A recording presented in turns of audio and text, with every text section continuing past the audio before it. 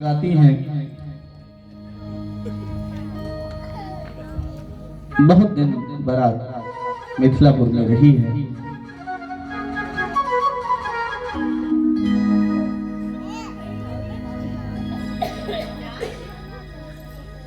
एक दिन महाराज दशरथ प्रातः काल उठते हैं। दिन उठ विदा अवधपति मांगा, राखहि जनक सहित अनुरागा।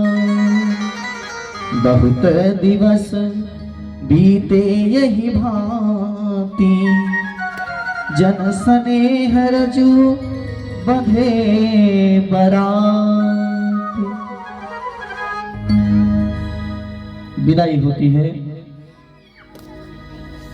विदाई का दृश्य नहीं होगा सज्जनों भी, क्योंकि अभी कृष्ण का जन्म होना है। सुंदर विदाई सुसंपन्न होती है। विदाई होने के बाद सुखदेव मुनि कहते हैं, राजन अयोध्या बारात वापस लौट कर आती है। चार बहुएं हैं महाराज दशरथ की। सुखदेव मुनि कहते हैं, राजन इतना आनंद हुआ विवाह में, और कहते हैं राजन जानते हो कभी कभी ज्यादा खुशी को नजर लग जाती है। शायद आज इस राघवेंद्र सरकार के विवाह में नजर लग गई है। विघ्नेश्वरी देवी का अयोध्या में आगमन हुआ है। विघ्नेश्वरी देवी ने अयोध्या में आगमन किया है। मंथरा की बुद्धि में विकृत पैदा कर दिया है। मंथरा ने कैकेयी की बुद्धि में विकृत पैदा कर दिया है। और कैकेयी ने दो वचन श्री दशरथ जी महाराज से मांग लेती हैं। पहला वचन श्री रामचंद्र जी को, श्री भरतलाल जी को राजगद्दी। दूसरा वचन श्री रामचंद्र जी को 14 वर्ष का वनवास। कुछ समय बीतता है, मेरे प्रभु माता और लक्ष्मण सहित वनवास में चले जाते हैं। वनवास में जाने के बाद इधर सब बहुत रुदन करती हैं माताएं। वनवास में अनेक प्रकार की लीलाएं करते हैं प्रभु। माता जी का आगे चलकर हरण होता है। अंत तो गत्वा लंका में चढ़ाई कर मेरे राघवेंद्र सरकार रावण का वध कर देते हैं। वापस आते हैं। बड़ी संक्षिप्त रूप में राम कथा का वर्णन किया है सुखदेव स्वामी ने।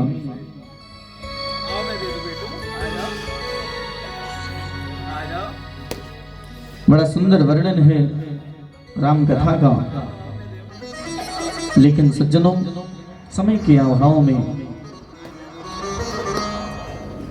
संक्षिप्त रूप में राम कथा सुसंपन्न हुई। अब चलते हैं चंद्रवंश में,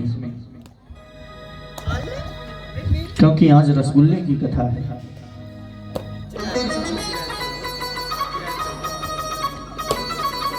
चंद्रवंश में भी एक से एक बढ़कर राजा हुए हैं।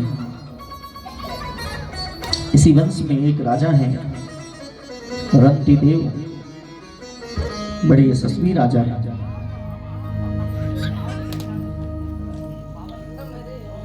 पूर्व राजाओं के किए हुए पाप कर्म को परिणाम भोग रहे हैं रंतिदेव।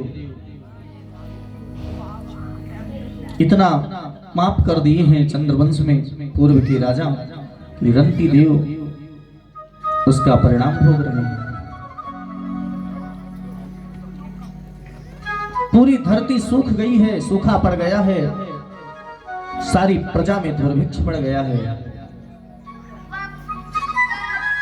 रंतिदेव की प्रजा भूखों मरने लगी है। रंतिदेव ने अपने खजाने की सारी प्रजा, खजाने में जितनी संपत्ति थी सब प्रजा में बांट दी है। 12 वर्षों तक पानी नहीं बरसा है। सारा राजकोष खाली हो गया है। सुखदेव मुनि कहते हैं, राजन ऐसी परिस्थिति एक दिन आ गई कि रंतिदेव की विशाल भंडारे में 250 ग्राम चावल बचा केवल। एक पाव चावल बचा है केवल। अपनी पत्नी से कहते हैं रंतदेव आज यही बनाओ, यही भोजन यही पाएंगे।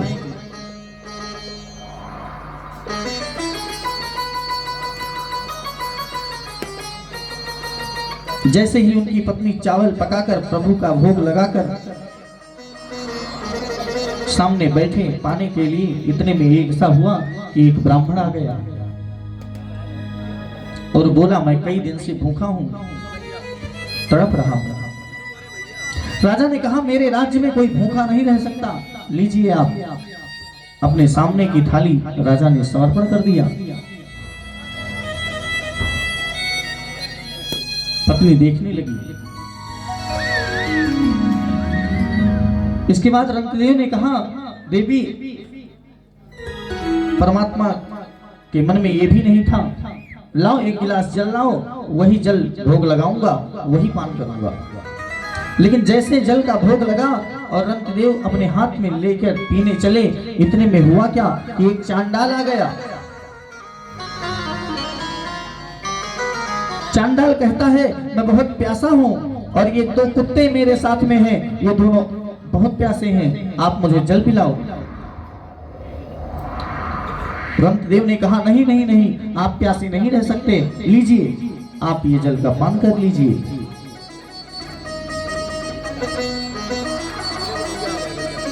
हाथ का जल रंतदेव ने समर्पित कर दिया। हाथ जोड़कर रंतदेव ने ऊपर की ओर देखा है और कहा हे गोविंद, यदि तुम मेरी वाणी को सुन रहे हो तो मेरा एक ही वचन है, मैं आपसे एक प्रश्न करता हूं और प्रार्थना भी करता हूं।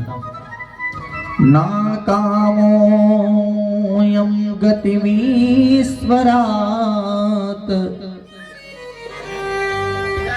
परामष्ट सिद्धिर्युक्त पुनर्वा अर्तिं प्रपद्ये किल देहमन्तः स्थितो येन भवान्त्य दुःखः।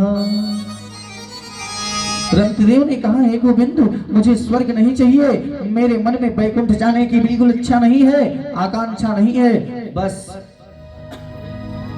मेरे मन में सारी सृष्टि का राजा होने की भी आकांक्षा नहीं है। मैं मुक्ति नहीं चाहता, मैं केवल एक ही प्रार्थना करता हूं कि संसार के जितने दुखी प्राणी हैं उनके हृदय में बैठकर आप उनका दुख अनुभव करो। वो समस्त संसार के लोगों को प्राप्त हो, वो दुख आप अनुभव करो।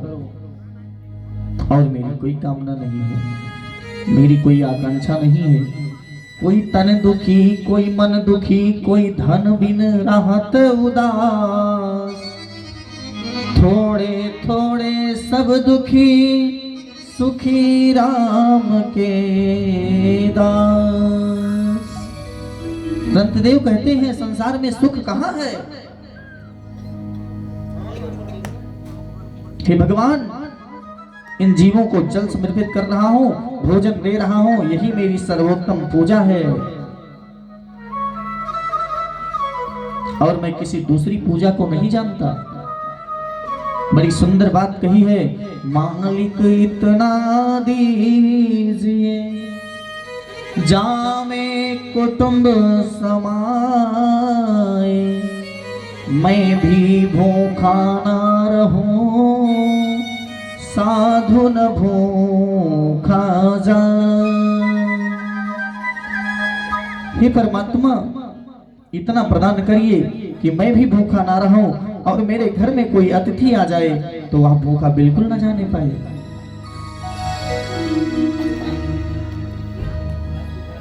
इतने कहते ही भगवान प्रसन्न हो गए, बिजली चमकने लगी, तड़तड़ाहट होने लगी, बादल गरजने लगे और इतनी जोर से बारिश प्रारंभ हो गई कि क्या बताएं महाराज।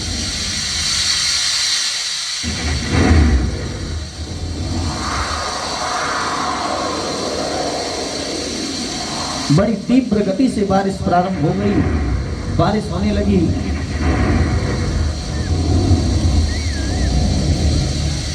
इसी शाखा में आगे चलकर पांचाल वंश में मगध वंश की कथा आती है। श्री ययाति महाराज के सबसे बड़े पुत्र थे जिनका नाम था यदु महाराज। इन्हीं यदु के वंश में कई पीढ़ियों के बाद एक राजा हुए देवमेढ़। देवमेढ़ राजा की दो पत्नियां थीं। एक पत्नी के दो पुत्र हुए अर्जन्य और पर्जन्य। दूसरी पत्नी का जो पुत्र है उसे हम सूरसेन कहते हैं। अर्जन्य और पर्जन्य के 9 पुत्र हुए जिन्हें हम नौनंद कहते हैं। नंद बाबा जो गोकुल में रहते हैं। और दूसरी पत्नी के बेटा है सूरसेन। सूरसेन के पुत्र है वसुदेव आदि। सुखदेव मुनि कहते हैं राजन वसुदेव जी की 7 पत्नी हैं। गौरवी रोहिणी भद्रा मदिरा रोचनाइला देवकी प्रमुखायासं पत्न्यानक दुंदुभे। ये 7 पत्नी हैं। सबसे छोटी देवकी हैं। दूसरे नंबर की पत्नी जो रोहिणी है, उनके जब उनके पुत्र जल्दी नहीं हुए, देवकी के जब 6 पुत्र हो गए, तब रोहिणी के पहला पुत्र हुआ जिसे हम बलराम कहते हैं। वैसे बलराम भी कई भाई हैं, बलगद दरबद दुर्बद विपुल ध्रुव इत्यादि। ये रोहिणी के पुत्र हैं। सबसे छोटी महारानी देवकी के 8 पुत्र हुए राजन। 8वें सबसे बड़े का नाम कीर्तिमान। कीर्तिमान से लेकर 6 पुत्रों को कंस ने मार दिया। 7वां पुत्र जो देवकी का है उन्हें ही हम बलराम कहते हैं। 8वीं संतान के रूप में मेरे गोविंद आए। मथुरा में जन्म लिया, गोकुल में पलना झूली, वृंदावन में जाकर लीला की, मथुरा आकर कंस आदि दुष्टों का संहार किया, जरासंध के भय से द्वारिका चले गए। द्वारिका में मेरे प्रभु ने सुंदर विवाह किया, कौरव पांडवों का युद्ध हुआ। सुखदेव जी यही सब कहते कहते चुप हो गए। अब परीक्षित सुखदेव मुनि के चेहरे को देखते हैं और कहते हैं हो गई कथा गुरुदेव। सुखदेव जी ने कहा हाँ हो गई, बता तो दिया सब। राजा बोले पूरी तरह हो गई क्या? सुखदेव जी ने कहा हाँ हो गई। पृथ्व्यां सवे गुरुभरम छपयन गुरुनामता। परीक्षित ने कहा गुरुदेव आपने जो चंद्रवंश और सूर्य वंश को सुनाया ना, अच्छा लगा, बहुत सुंदर लगा, लेकिन आपने कृष्ण कथा सुनाने में कंजूसी कर दी।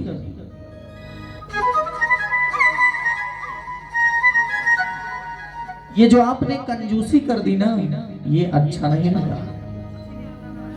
पितामहा में समरे मरंजयद्रे व्रतताद्यातिर्धयस्तिमंगलैः।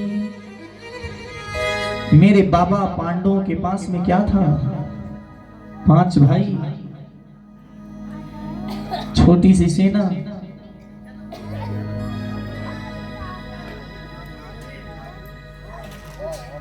जो कृष्ण मेरे बाबाओं के रक्षक, यहां तक मेरे रक्षक, मुझे गर्भ में जाकर बचाया। ऐसे कृष्ण की कथा में संक्षिप्त में सुनो। नहीं होते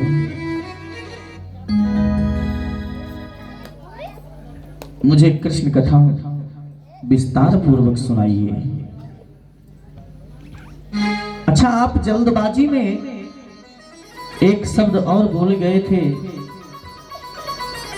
आपने देवकी के पुत्रों का वर्णन किया है और कहा आपने कि 7वीं संतान बलराम थी, और माता रोहिणी के पुत्रों का वर्णन किया तो उसमें कहते हैं पहली संतान बलराम थी। अब ये 2 बलराम थे कि एक ही बलराम थे?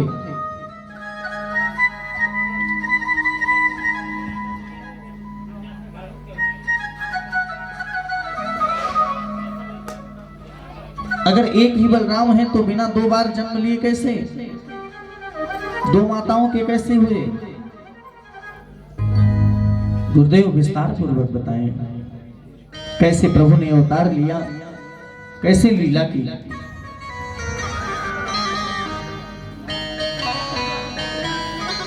आचार्य सुखदेव मुनि कहते हैं, राजन श्रोता मैंने बहुत देखा लेकिन तुम्हारे जैसा श्रोता नहीं देखा।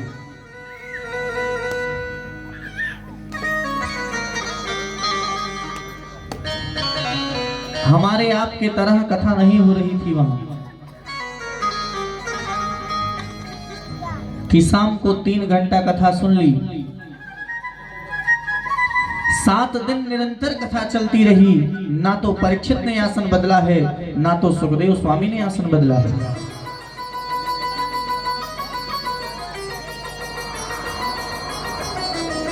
सुखदेव जी ने कहा, राजन श्रोता तो मैंने बहुत देखा परंतु तुम्हारे जैसा श्रोता नहीं देखा।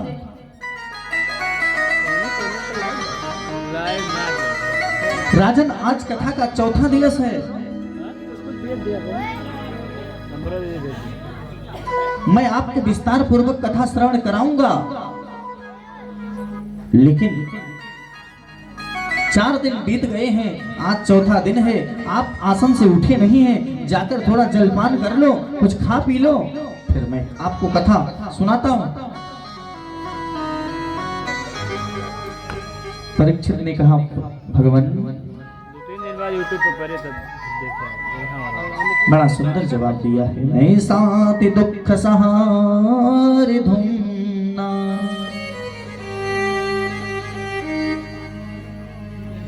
महाराज मुझे भूख नहीं लगती, मुझे प्यास नहीं लगती।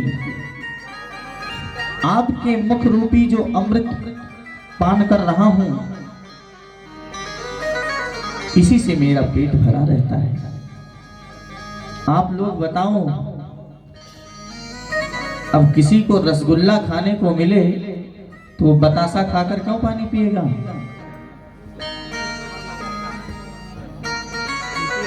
परीक्षित ने कहा, भगवान मुझे जो ये अमृत पान हो रहा है, अब इसके अलावा मुझे कुछ खाने पीने की इच्छा नहीं होती। गुरुदेव, इसी प्यास की वजह से मैंने एक ऋषि के गले में मरा हुआ सर्प डाला था।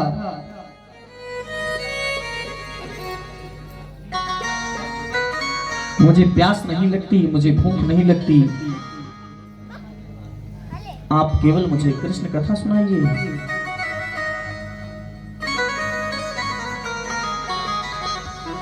सुखदेव स्वामी कहते हैं, राजन धन्य हो तुम।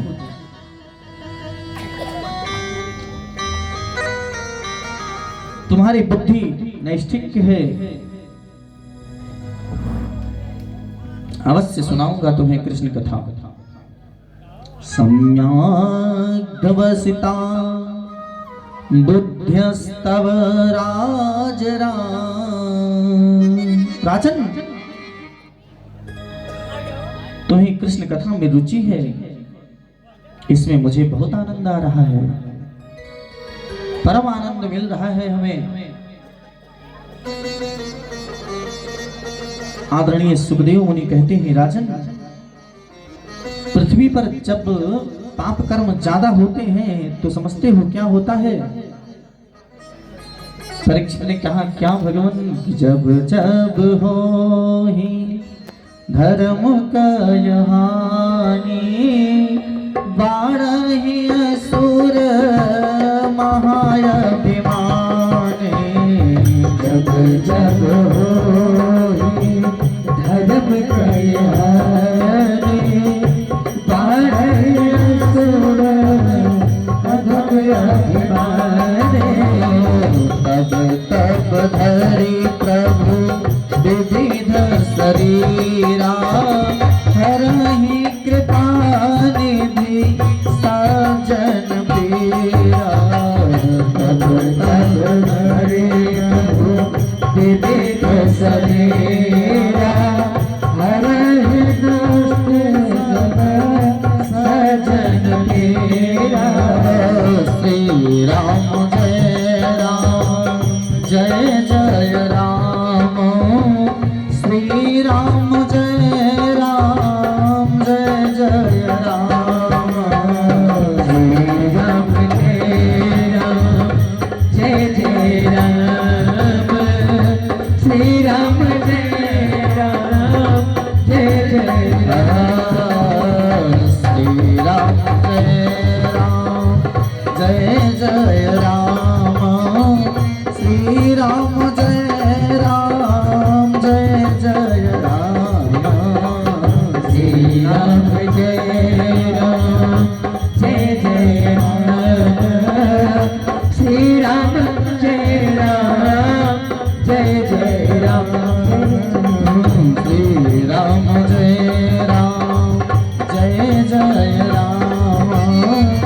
श्री राम जय राम जय जय राम, श्री राम जय राम जय जय राम, श्री राम जय राम जय जय राम। राजन, जब पृथ्वी पर पाप कर्म ज्यादा बढ़ता है ना, तब प्रभु अनेक रूप धारण करते हैं। राजन, गाय रूपी पृथ्वी ने और देवताओं के पास जाकर पृथ्वी माता कहती हैं, इसी प्रकार यदि पृथ्वी पर पाप कर्म होते रहेंगे तो मैं रसातल में चली जाऊंगी।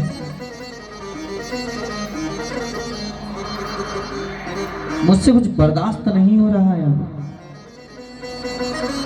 देवताओं ने ब्रह्मा से प्रार्थना की, आप कुछ करिए, बड़े पापी बढ़ रहे हैं, बड़े दुष्ट हो गए हैं। ब्रह्मा ने पृथ्वी का से कहा, देवी मैं अभी भगवान से बातें करता हूँ, आप चिंता ना करें, धैर्य रखो।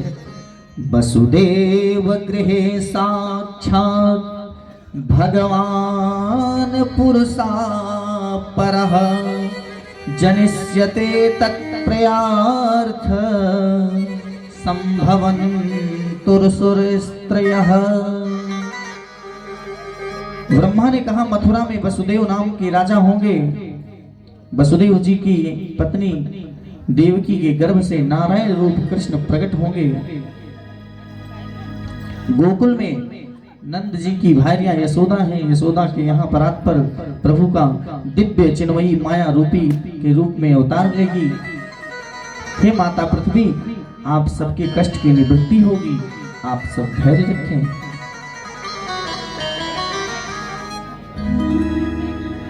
देवता सोचे कि मेरा भी कुछ कर्तव्य बनता है, भगवान अवतार लेंगे। देवता सोचे हम भी अवतार लेकर चलेंगे, हम भी कुछ बनेंगे वहीं।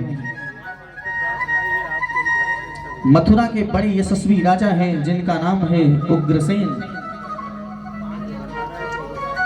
ऐसा वर्णन आता है शास्त्रों में कि उग्रसेन के कोई पुत्र नहीं था।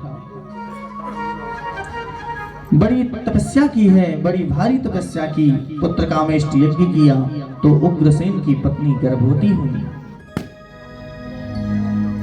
एक बार उग्रसेन की पत्नी सहेलियों के साथ वन में गई वन विहार करने। वहीं पर एक दुर्मिल नाम के राक्षस का छाया पड़ गया। इसलिए उग्रसेन को जो पुत्र हुआ उसे ही हम कंस कहते हैं। ब्राह्मणों ने कहा, यह आपके घर में बड़ा दुष्ट होगा, आपके घर का नाश कर देगा, वंश को बर्बाद कर देगा। इसलिए उग्रसेन जी ने उसे लता पताओं में लपेटकर यमुना जी में बहा दिए। परंतु वसुदेव के पिता सूरसेन यमुना में भजन कर रहे थे। सूरसेन ने देखा कि कोई बच्चा बह रहा है, उस बच्चे को गोद में उठाए और अपने घर को ले आए और अपनी पत्नी से बोले, अब तक केवल एक ही बेटा था मेरा वसुदेव, भगवान ने दूसरा भी दे दिया। कंस वसुदेव जी के साथ सूरसेन जी के यहाँ पल रहा है। उग्रसेन जी ने कंस के बाद 4 पुत्र हुए। इधर कंस को नारद जी के द्वारा सूचना मिली कि मैं उग्रसेन का बेटा हूँ। रात्रि में उठकर चला गया कैलाश पर्वत पर और तपस्या करने लगा। भगवान शंकर को प्रसन्न किया और वरदान मांगा। शंकर भगवान ने एक धनुष दिया और कहा, इस धनुष का जो खंडन कर देगा वह तुम्हें छोड़ नहीं सकता। अघासुर, बकासुर, व्योमासुर, अरिष्टासुर, धेनुकासुर, केसी बड़े बड़े राक्षस पहलवानों को अपने सम्मिलित किया। मथुरा पर आकर चढ़ाई कर दी, यज्ञ विध्वंस कर दिया। उग्रसेन ने कहा, कंस तुमने ब्राह्मणों की बड़ी निंदा की है, ब्राह्मणों का यज्ञ विध्वंस किया है, इनसे क्षमा मांगो।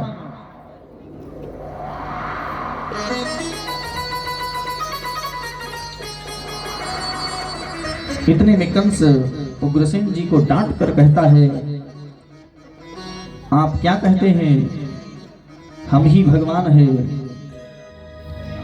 पूजा करनी है तो हमारी करो, यज्ञ करना है तो कंस वहां यज्ञ करो,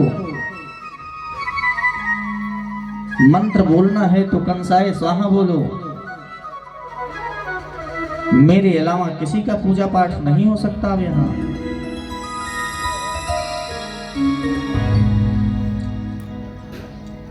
धीरे धीरे धीरे धीरे कुछ समय बीत गया, उग्रसेन को जेल में डाल दिया कंस ने।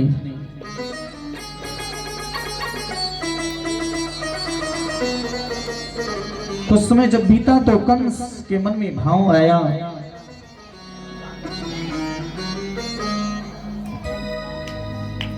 कि मेरी बहन है देवकी और देवकी का विवाह कर दूंगा। वसुदेव से देवकी का विवाह सुसंपन्न कराया है कंस ने, बड़ी धूमधाम से विवाह किया कंस ने, बहुत सा धन दिया है कंस ने, और जैसे विदा करना चाहा देवकी को, इतने में हुआ क्या, पथि प्रहगृणाम कंस भास्याः सिरवाक। आकाशवाणी हुई, अरे कंस, जिस देवकी को इतने धूमधाम से विवाह कर कर तू विदा कर रहा है, इसी देवकी का अष्टम गर्भ तुम्हारा काल होगा। अब कंस ने सुना,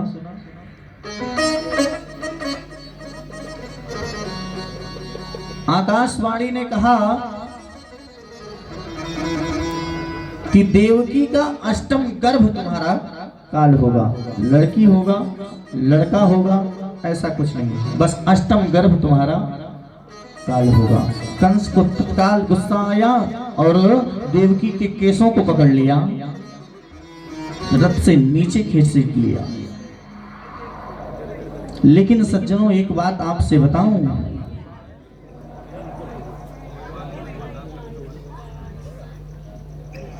पति कहने का अधिकारी वही है जो पत्नी की हर प्रकार से सुरक्षा कर सके। पति कहने का अधिकारी वही है। वसुदेव ने तलवार को पकड़ लिया और कहा, कंस क्या करते हो? श्यालिनी घगुड़ा सूरै भवान भोजय स्वरः। क्या करते हो कंस?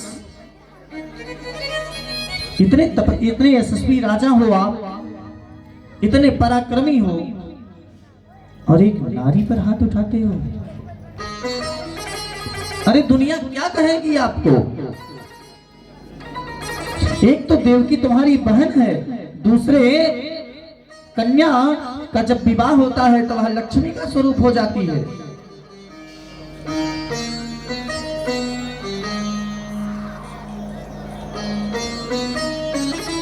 आप इसे तलवार से मारेंगे?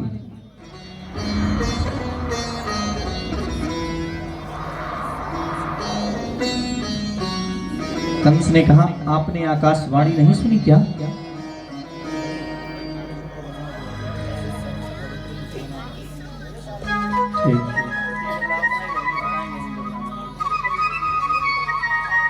आपने आकाशवाणी नहीं सुनी क्या?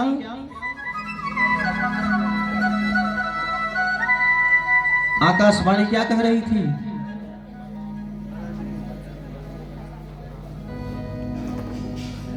वसुदेव जी ने कहा, सुनी।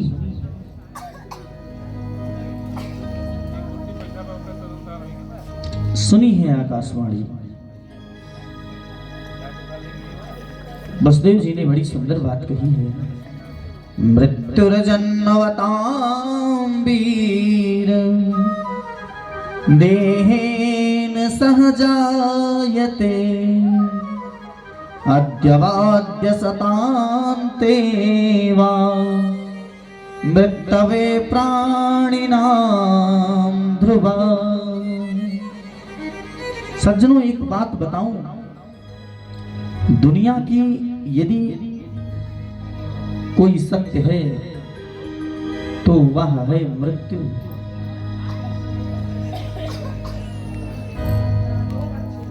दुनिया की यदि कोई भी चीज सत्य है तो वह है मृत्यु।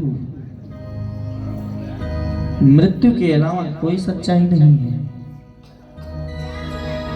परमात्मा की सृष्टि में मृत्यु अपरिवर्तनीय सत्य है। और ये मौत क्या है? ये मौत है हमारी सगी बहन।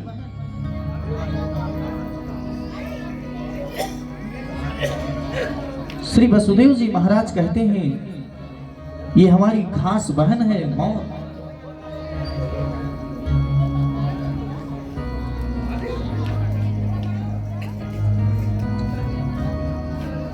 वास्तव में हम जी नहीं रहे हैं, हम मर रहे हैं।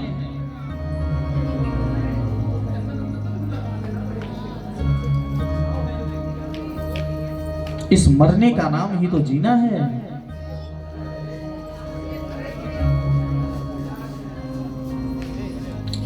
वृंदावन के एक संत अपना विचार कहते हैं।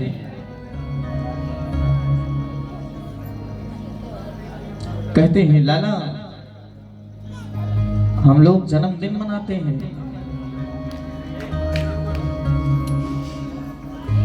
जन्मदिन मनाते हैं और बड़े धूमधाम से कमर मटका के नाचते हैं। और क्या बोलते हैं परवेश पंडित? क्या बोलते हैं? Happy birthday to you.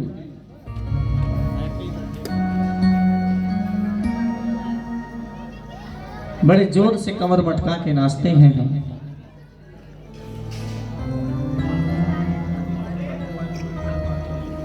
मैंने कहा, महात्मा जी, जन्मदिन है, अच्छा है, करते हैं, नाचना गाना ही चाहिए। संत बोले, काहे का नाचना, काहे को हंसना, काहे को गाना। मैंने कहा, क्या मतलब? संत ने कहा, लाला, उस दिन नाचना नहीं चाहिए, उस दिन गाना नहीं चाहिए, उस दिन केवल रोना चाहिए।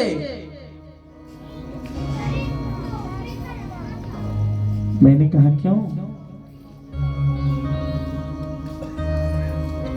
बोले, लाला, आज आपका 25वां जन्मदिन है। आपके जीवन से 25 वर्ष निकल गए। अब आप लोग बताएं, आप घट रहे हैं कि बढ़ रहे हैं?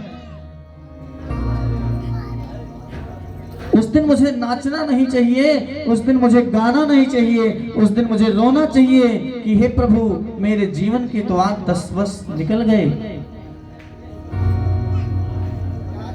मैं बढ़ थोड़े रहा हूं, मैं तो घट रहा हूं। फिर काहे का नाचना?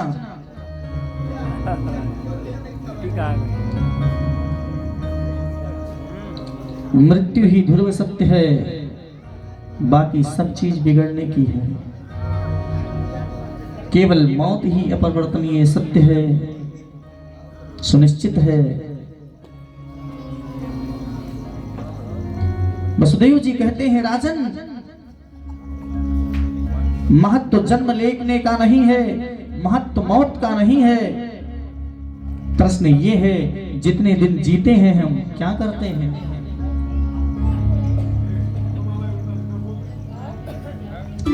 स्वामी विवेकानंद ने कौन से सन में जन्म लिया था, किसको पता है? बहुत कम लोगों को पता होगा। लेकिन स्वामी विवेकानंद ने कौन कौन से कृत्य किए थे, कैसी कैसी सुंदर लीलाएं हैं उनकी, यह सब जानता होगा। राजन, इस मरने का नाम ही तो जीना है।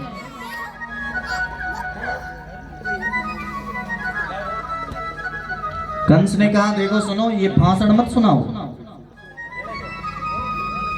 ये भाषण मुझे मत सुनाओ। मैं तो इतना जानता हूं कि आकाशवाणी ने कहा है अष्टम गर्भ काल होगा, और जो काल को गर्भ, मेरे काल को जन्म देगी देवकी, उस देवकी को मैं नहीं छोड़ूंगा, तो काल जन्म कहां से लेगा।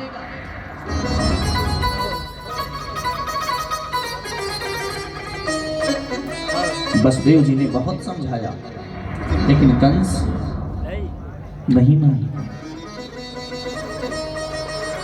वसुदेव जी ने कहा, चलो ठीक है, ये बताओ कि आपको देवकी से भय है कि उसके गर्भ से, उसके जो संतान होगी उससे। कंस ने कहा, जो संतान होगी उसी से है। वसुदेव जी ने कहा, मेरे जितने भी संतान होगी मैं सब आपको दे दूंगा लाकर, मार देना, छुट्टी। कंस ने कहा, हाँ ठीक है, लेकिन जब तक 8 संतान नहीं हो जाएंगी तब तक तुम्हें कारागृह में रहना होगा, जेल में रहना होगा। वसुदेव ने कहा, ठीक है। वसुदेव और देवकी को जेल में डाल दिया है कंस ने।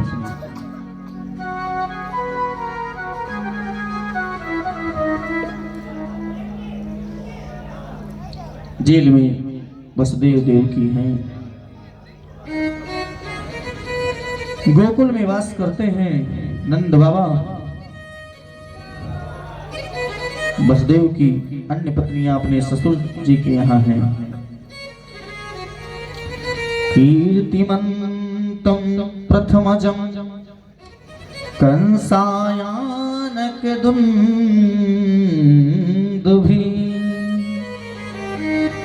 वसुदेव जी महाराज को प्रथम पुत्र हुआ जिसका नाम है कीर्तिमान।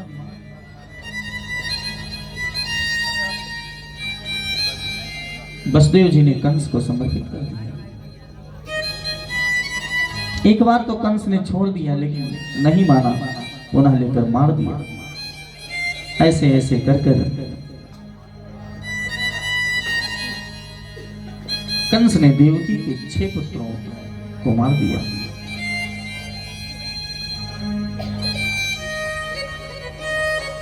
छह पुत्रों को जब मार दिया तो अब 7वां पुत्र आया देवकी के गर्भ में। गोविंद ने सोचा कि या तो मेरे लक्ष्मण भैया हैं, और कंस तो मामा जी तुरंत मार देते हैं जैसे जन्म लेते हैं, कुछ करना होगा, ये तो शेषनाग है। प्रभु ने योग माया को बुलाया है।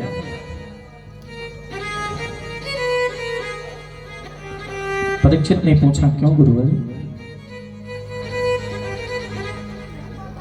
रामचरित्र में जब छोटे भैया थे तो कृष्ण चरित्र में बड़े भैया क्यों बनकर आ रहे हैं? सुखदेव स्वामी ने कहा, राजन जानते हो, जब राम जी वनवास गए तो लक्ष्मण जी ने प्रभु का चरण दबाना शुरू किया।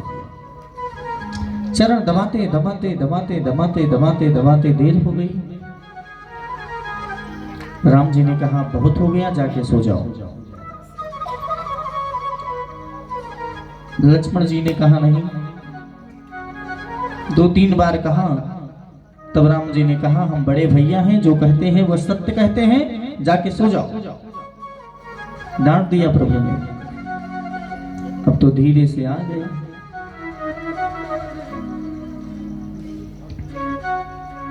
आगे की कथा में श्रवण करेंगे आप कि एक बार भगवान और बलराम जी गऊ चराने गए थे।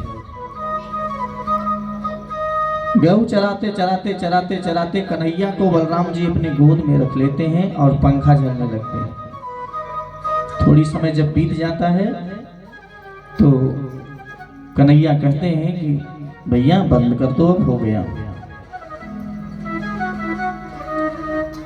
तो बलराम जी कहते हैं ना, अरे चुप, हम जो करते हैं सही करते हैं। 2-3 बार कृष्ण ने कहा तो बलराम जी डांट कर बोले, क्यों, हम बड़े भैया हैं, जो करते हैं सही करते हैं, शांत मार के लेटे रहो। तो डांट कर भी सेवा करने का अवसर प्रदान होगा, इसलिए बड़े भैया बनकर आ रहे हैं। भगवान ने योग माया से कहा कि देवकी के गर्भ में जो 7वां बालक है, इसे तुम गोकुल पहुंचा दो। सुखदेव स्वामी परीक्षित के दूसरे प्रश्नों का जवाब दे रहे हैं। योग माया ने उस बालक को देवकी माता के गर्भ से निकालकर रोहिणी माता के गर्भ में स्थापित कर दिया, इसलिए बलराम जी 2 माताओं के पुत्र कहलाए। कंस ने पूछा क्या हुआ, 7वां कहां गया? सैनिकों ने कहा हमने सुना वह गर्भ में ही नष्ट हो गया। अच्छा हुआ, मुझे मारना पड़ता, अच्छा हुआ नष्ट हो गया।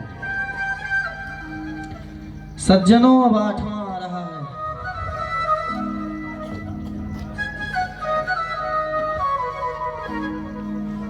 आठवां आ रहा है।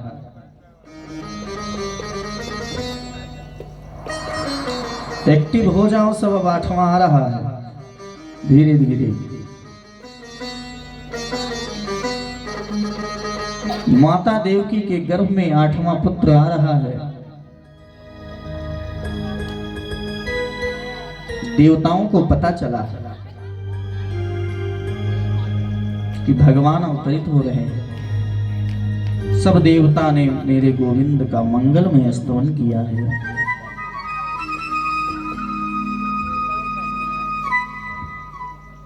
असल में सज्जनों, गर्भ की सब बुराई करता है।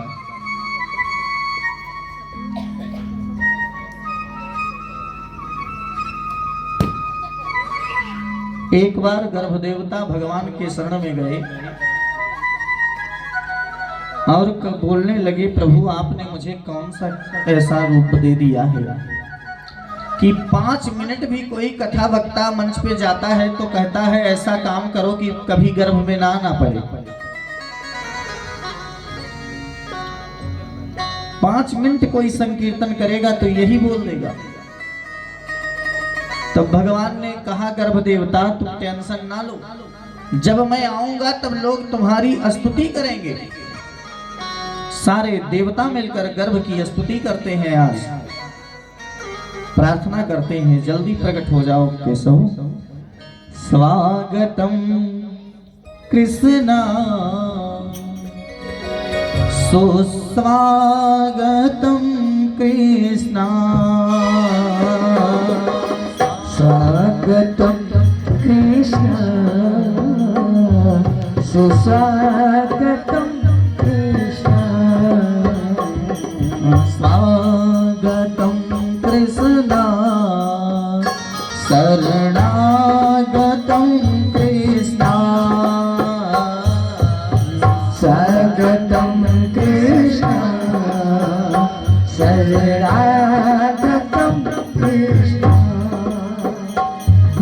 स्वागतम सुस्वागतम शरणागतम कृष्ण,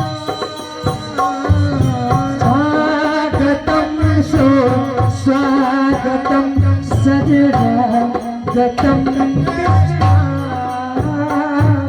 स्वागतम सुस्वागतम शरणागतम कृष्ण,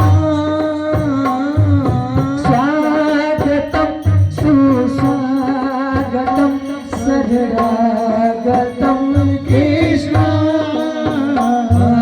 स्वागतम कृष्ण शरणागतम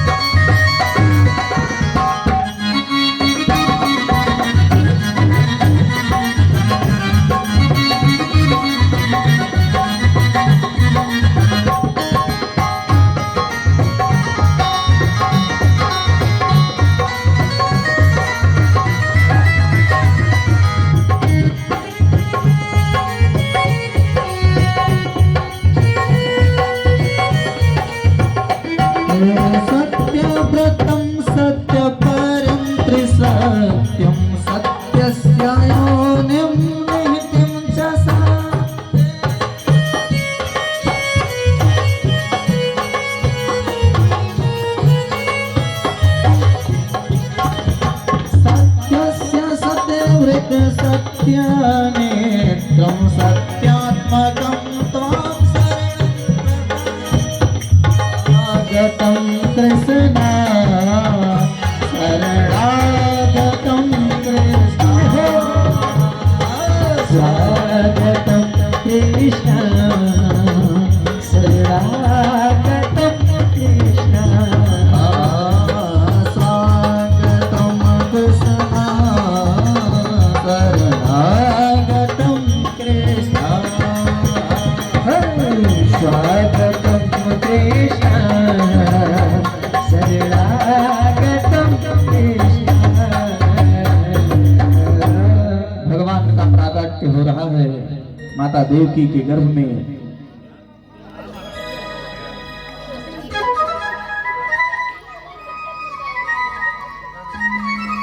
भगवान ने कहा माता आप डरना नहीं, मैं आ रहा हूं। यदुवंशियों की रक्षा के लिए भगवान आ रहे हैं। धीरे धीरे आ रहा है सज्जनों भादों का महीना। नारद ने सोचा अब कंस को एक बार डराता हूं, कुछ माया जाल फैलाता हूं। कंस के पास सीधे पहुंच गए नारद जी और कहते हैं रे कंस, जानते हो 8वां आने वाला है। हाँ महाराज जानता तो हूं, आकाशवाणी ने कहा है कि 8वां काल होगा। आप तो त्रिकालदर्शी हो महाराज, बता दो कैसा होगा वो जब आएगा। हाँ नारद ने कहा सब कुछ बता दूंगा और आते ही मार देना। कंस ने कहा महाराज बता दो। नारद जी ने कहा सुनो कैसा होगा, वो काला काला होगा, वो काला काला होगा, वंशी वाला होगा, देखने में छोटा पर पेट में दाढ़ी वाला होगा। अब कंस के यही बात दिमाग में बैठ गई कि वो काला काला होगा। अब काली चीज देखकर वह डरने लगा। जैसे काली चीज आ जाए डर के चिल्लाने लगे।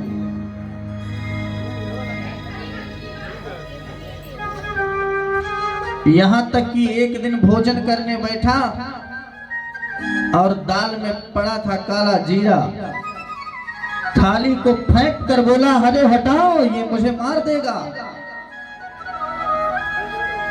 इतना भयभीत हो गया कंस। योग माया को प्रभु ने आदेश दिया कि सारे ब्रजमंडल में ऐसा कर दो। प्रभु से योग माया ने कहा सारी कमान मेरे हाथ में दो, मैं जो है एकदम माया जाल फैला के रखूंगी। ब्रज की कमान सारी मेरे हाथ में दे दो।